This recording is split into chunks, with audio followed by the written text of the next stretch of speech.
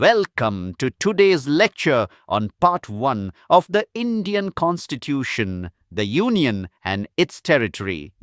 This part lays the foundation for India's political and territorial structure.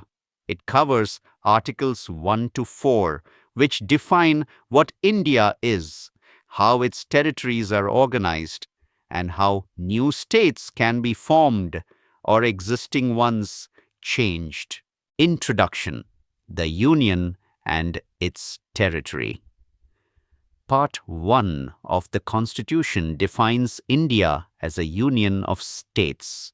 It gives Parliament the power to admit new states, alter the boundaries of existing ones, or even change their names and areas. What's important here is that when Parliament makes such changes under Articles 2 and 3, it doesn't count as a constitutional amendment under Article 368. In simple terms, this means the process is flexible and not as complicated as amending the Constitution itself.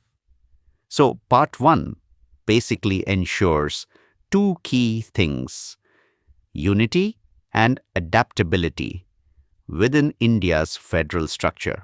Article 1. Name and territory of the Union. Let's start with Article 1. It declares that India, that is Bharat, shall be a union of states. This means that India is not a federation formed by agreement among states, but a single sovereign entity that includes its states and union territories. According to the first schedule of the Constitution, the names and territories of all states and union territories are officially listed there. The territory of India includes the territories of the states, the union territories mentioned in the first schedule, and any other territories that may be acquired in the future. Article 2. Admission or establishment of new states. Under Article 2, Parliament has the power to admit new states into the Union or even establish entirely new ones. It can set the terms and conditions for this process as it sees fit. Article 3. Formation of new states and alteration of existing ones. Article 3 gives Parliament detailed powers to reorganize the internal map of India. It allows Parliament to form a new state by separating territory from an existing state, merge two or more states or parts of them, increase or decrease the area of any state, change boundaries, or even change the name of a state. However, there's an important proviso here. Such a bill can only be introduced in Parliament with the President's recommendation. And if the proposal affects the area, boundary, or name of a state, the President must first refer it to that state's legislature for its views within a specified time. Two explanations were also added. First, the term state here includes union territories for clauses A to E. Second, Parliament can create new states or union territories by merging or reorganizing parts of existing ones. Article 4. Laws made under Articles 2 and 3.